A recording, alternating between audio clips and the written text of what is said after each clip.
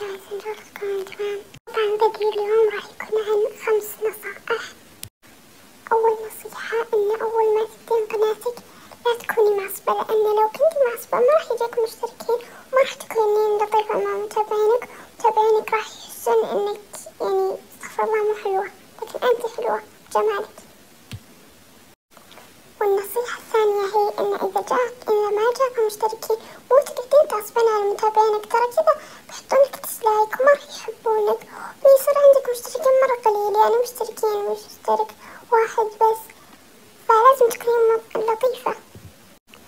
إني أسوي فيديو يجذب انتباههم، وزي ما قلت لكم أصير يعني لطيفة وكذا، وجيب فيديو يعني ياخذ انتباههم، يعني زي مثلا ألعاب روبلوكس فيلم مشهورة، يعني مشهورة إن كل الناس يحبونها وزي كذا، فنزلت فيلم وبس. والله هذه نصائحي، وهي يعني 3 نصائح سامحوني الغلط يعني، بس والله هذه نصائحي، أتمنى إنها تعجبكم زي كذا، ومع السلامة.